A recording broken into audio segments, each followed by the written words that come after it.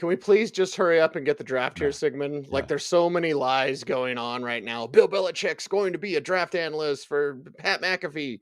And what did Belichick's first thing he said? Hey, it's April. Don't believe anything you hear because it's agent talk. But when I say, if you're Minnesota, you could stay put and get Drake May. I believe New England is lying at 3. I believe that Arizona's taking a wide receiver at 4. I think the Giants, Chargers taking a tackle at 5. Giants are probably taking a receiver. Digging on some stuff, Yeah. Bloom. Yeah. Talking to 2 GMs today, Ooh. so I'll have more information. But can we just hurry up because it seems like quarterback could go 1, 2, 3, or quarterback could go 1, 2, 11, 12, 13. Right. Like, Right. we could see 5, 6 quarterbacks in the first round. Right. Right. I suppose because of the where we are in the cycle, and it is the can the draft please just get here part of the cycle. It's a week away. Now we're to the calling your bluff. Which teams are going to Yes. be bold Yes. enough to call other teams bluff? We know all the rumors. We know all the possibilities. The teams that will win the draft are the teams that are going to be able to see through the bluffs. And I think that for New England, it is, are they going to take a quarterback? Are they going to trade down? One of the things, see, if you just forget all this stuff, which is a really great exercise, right? Right? Just forget all of this. The three Mm, best prospects in this draft are the 3 wide receivers, yes. right? So, I mean, from a very straightforward point of view, as far as investing your first round pick, let's not bring in the salary cap. Let's not bring in, are you going to be picking that high to take a quarterback again? I mean, what makes sense, maybe not for Washington, but for New England to just take a wide receiver. And obviously, same thing for Arizona. Now, the Chargers are a little bit different, but what have the Chargers been telling us over and over again? We're going to take offensive line. Maybe they're just sitting back to take a wide receiver. Uh, or maybe they are going to take an offensive tackle, but just trade down. The Giants are the team that could really go. The Giants are the team with the widest range of possibilities, right? Right. Because they could Mhm. trade up to 4 or even 3, depending on how they have their quarterback board put together. They could stay put at 6 and take Malik Neighbors, I think is the name that always is put there. Or maybe JJ McCarthy will be there. They could potentially even trade down. So I think that this is how the NFL wants it as far as the publicity. We don't know what's going to happen. But I also think, Cease, if we take it, forget about rumors and try to gauge which rumors are correct, but just trying to gauge what a good organization would do and what these organizations, based on what we know about them, because that's the other thing. Sometimes when you're Right. projecting what a team is going to do, you have to, I don't know, hit yourself in the head with a 2x4 a few times and then look at the draft board and see what you do. I'm not saying that's I'm not saying that's Joe Shane, okay? But there have been some teams where if you're trying to do something rational, you're getting off the trail. Yeah, don't get off the trail, but why do teams seemingly get cold feet? You said call your bluff.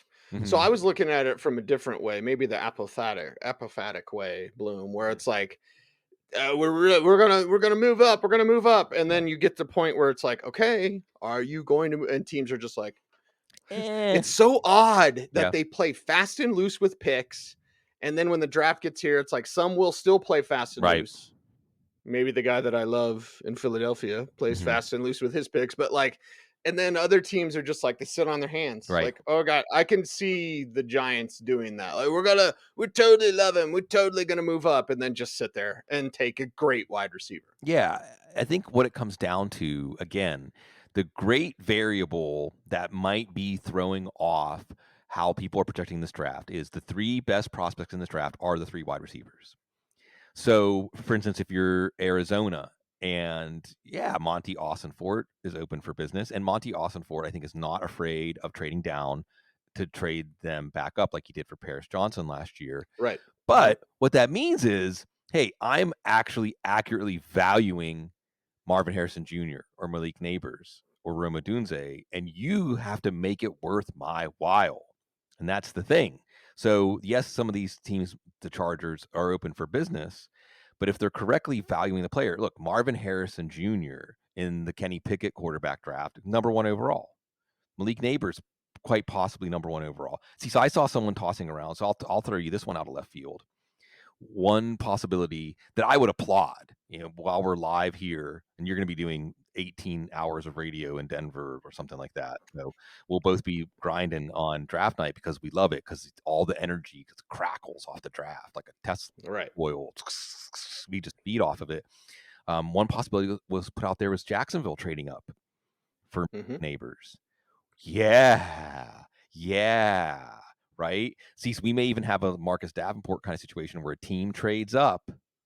The quarterback, they're trading for the quarterback. No, it's one of the wide receivers. May even be Yep. Brian Thomas, because Brian Thomas would have been the number one wide receiver in last year's class for sure. Yes. Yes, for sure. So once we get out of the top 11, 12, if he can make it past Denver's pick, you can talk about whether Denver would look at Brian Thomas seriously at number 12. But I think about then is when it's open season to trade up for him. So, there's lots of permutations here, but we talk about it in terms of the quarterbacks, but the real straw that stirs the drink here might be the wide receivers. Yes, it might be that wide receiver group, and our friend Daniel Jeremiah, who we love, Yeah. put out a tweet. I don't know when. It's my 15-year anniversary on Twitter, Bloom. I blame you. Actually, I blame Mark Folletti Folletti. No, because that's Mark Folletti. yeah, because Folletti's like, What's get on this Twitter? Twitter thing. He's like, just get on Right. it. You'll see. Oh boy, Just get on you were there. right. It's Go to good. his folks in Philly. Go to his the nostalgia is ever the best thing you Hmm. could possibly get. Latchkey, I think, is the name of the store. Latchkey, man. Go get some Yeah, records. yeah. And his Hmm. partner Amanda spins some records there too. See DJs there. Maybe Yeah. one of us could get it. Maybe if we could hit him up, and I could DJ. I think probably not. I would be a dancer for you, Bloom, if you Okay. were the DJ. I'll Yeah, just get some glow sticks. I'll do the cowboy, the hype right? guy. Sit around. Yeah, you can be a hype man.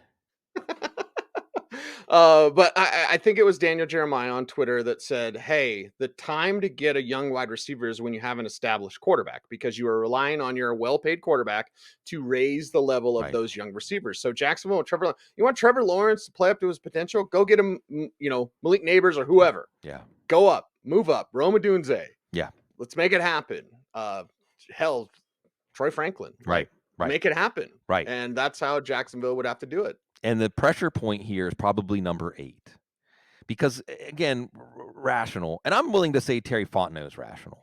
I haven't seen Yes. evidence that Yes. he's not. I haven't seen Mhm. evidence that Terry Fontenot is using some sort of whacked out logic when he's deploying his draft.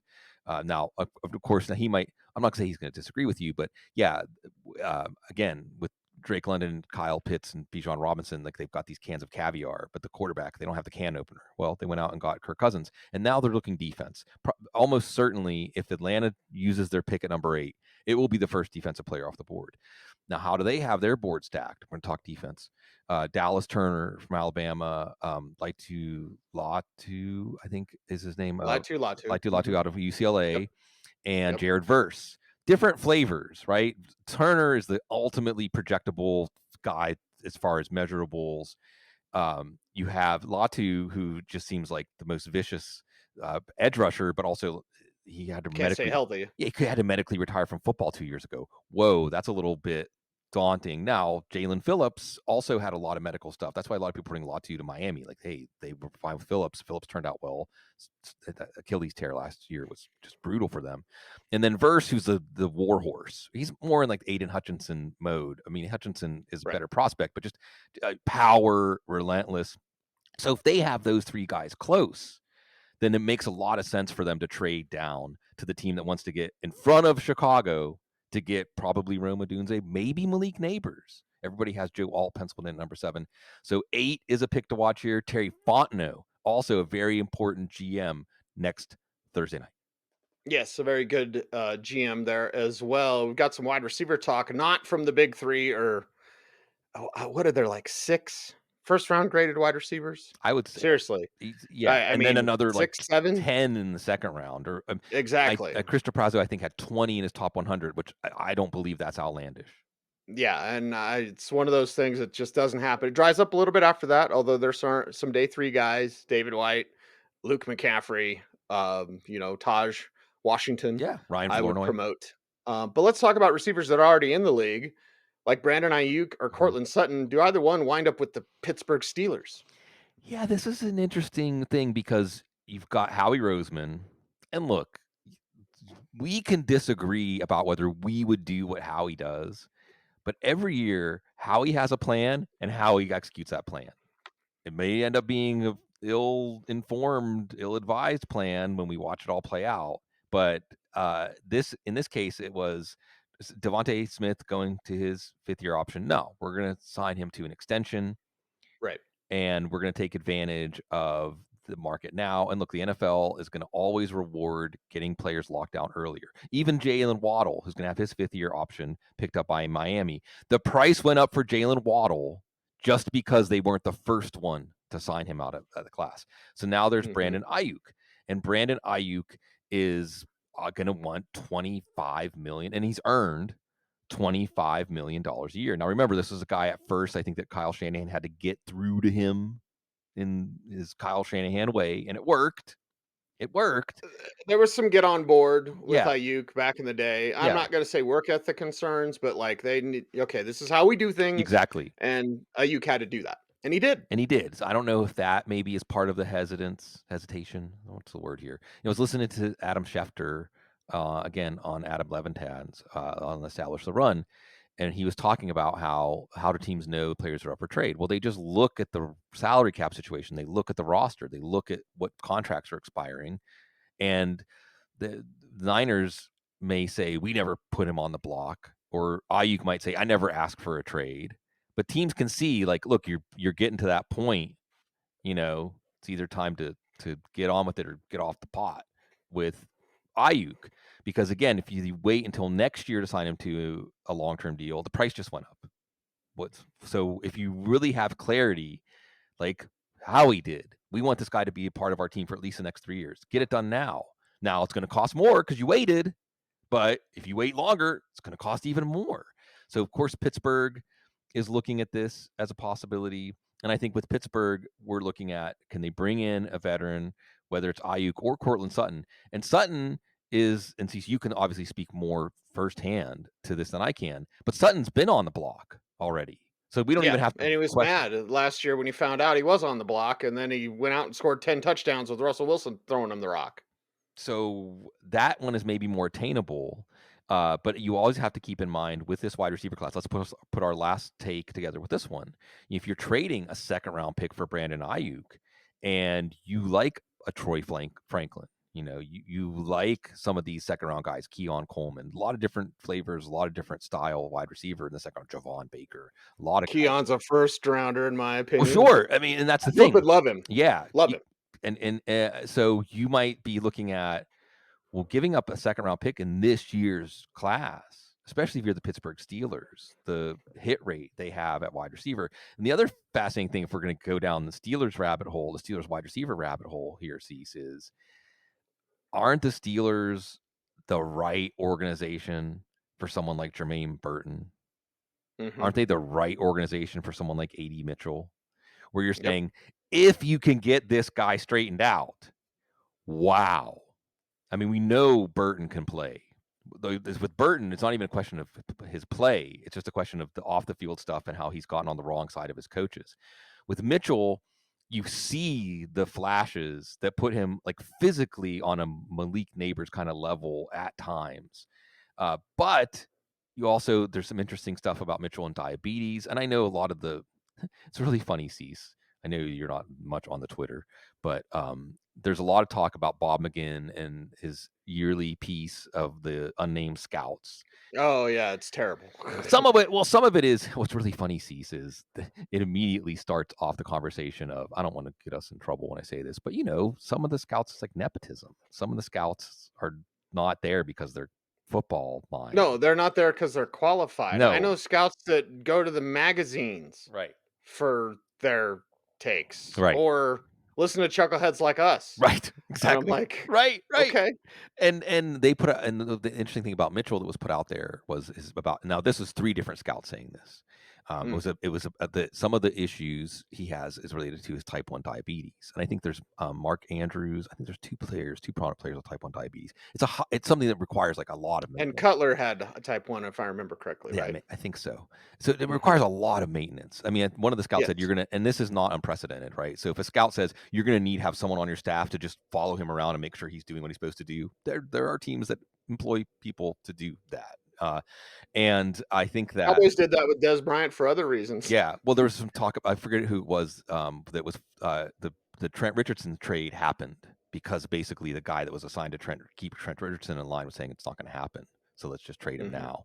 now. So with Mitchell, that maybe helps explain some of the inconsistency. I know that's something people were asking about.